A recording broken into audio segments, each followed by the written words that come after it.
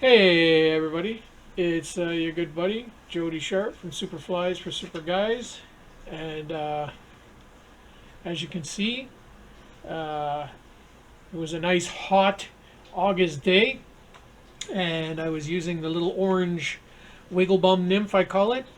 It's just a little orange nymph pattern with a little wiggly bum, so it works quite good.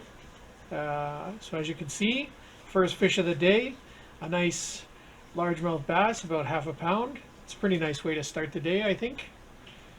So you see, I'm floating around on my inflatable pontoon, and I was catching some fish. It wasn't explosive, but for that, it's a really bad heat wave, and we're having all those forest fires all around. And I live in Ontario, Canada, so there was forest fires around all over the place.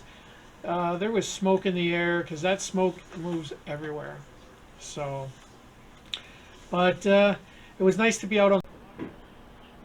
It was nice just floating around, just hanging out, doing my thing, and yeah, it was nice just to catch some beautiful fish, and just to enjoy the day.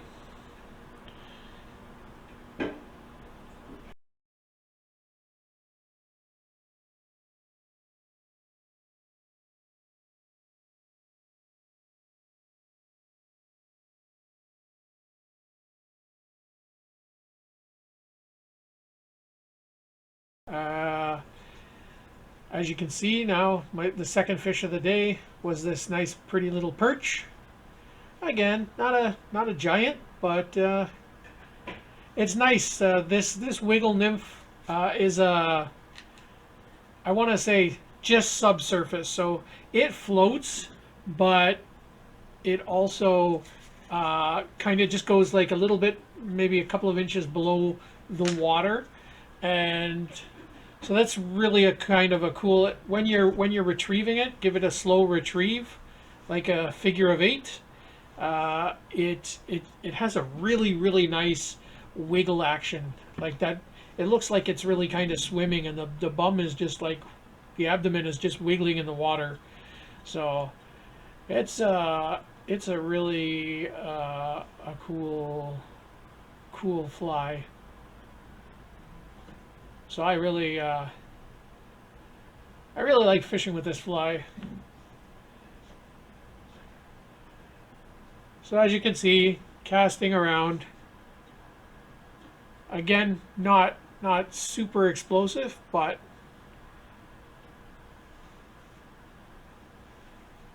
like on a regular day, I would catch way more fish than that. I'd be like literally every cast, every second. But hey, I'll take it. In a heat wave, I'll take it. And I know a lot of people, they don't really like rock bass and sunfish and panfish. They don't care for them, but I think they're fantastic fish. I really enjoy them. And you know, if it wasn't for those fish, a lot of people would have a lot of boring days. Because if you're sitting around waiting for the big one and you're casting and casting and casting and casting, it can be a very long day of catching nothing, waiting for those big monsters to bite. I get it. Everybody likes to catch the big fish, you know, to say, "Hey, look what I caught." But I appreciate all God's fish. So like whether it's a minnow or a shark, I appreciate, you know, whether it's large fish, small fish. And you know what? Sometimes it's even thrilling to catch the smaller fish, and I'll tell you why. When you put a really large fly on there and a really small fish takes it, you just got to ask yourself, where were you going to put that, buddy? Where were you going to eat a fly like that? But so you know, you got to give a props to these little tiny fish because they're really voracious and they take on big things. So and it's kind of exciting. And I don't know, you guys have seen some of my underwater footage. Uh, it's really cool seeing the fish underwater too. seeing them go after your flies and things like that. So yeah, it's pretty cool. So here's fish number 3, I believe. Another nice perch. You can see that nice orange wiggly bum. I just love the way that fly looks. It's just very, very buggy, very buggy. And you can tie it in lots of different colors. You can tie it in whites, greens, pinks, or yellows, all kinds of different colors. But the colors I find work really, really for me, especially where I fish in Ontario. Orange really does it. Those fish, something about orangey colors, any color of orange, really does it. So I always try and get a little bit of orange or red into a fly. That just attracts the fish. So I really like fishing in this area because the water is relatively calm,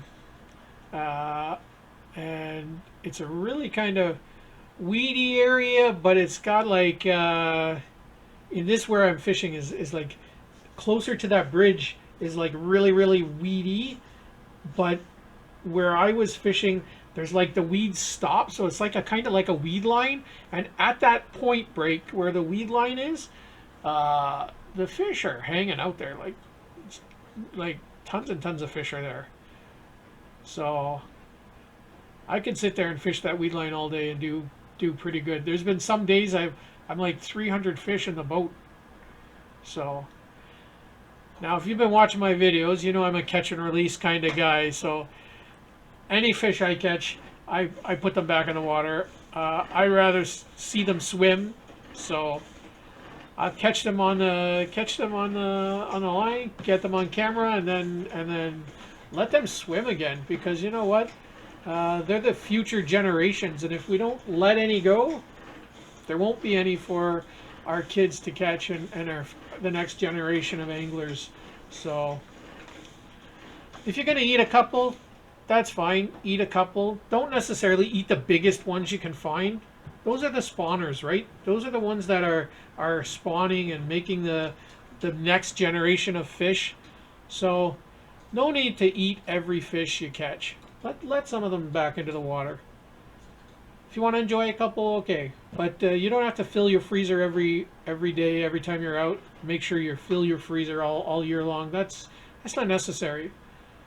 So, and you know, you could be anywhere watching this in the world, but and I understand in some other countries you guys need to eat fish to survive because that's this food source available for you. But here in Canada, we have lots of food, lots of food. So if you're watching and you're a Canadian or new to Canada, you don't have to eat all the fish. You can enjoy fish. You don't have to eat them all.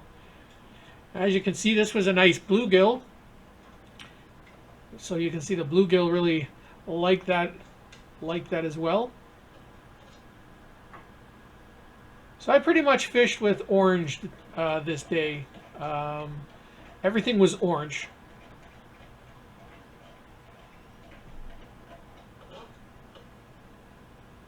So I hope you guys enjoyed that. Okay. Thanks for watching.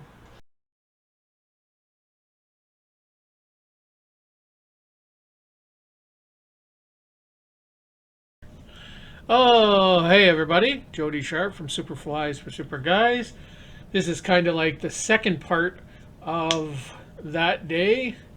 And I was up in the dam and with my buddy, and I was using a another orange topwater bug, not the wiggle bum bug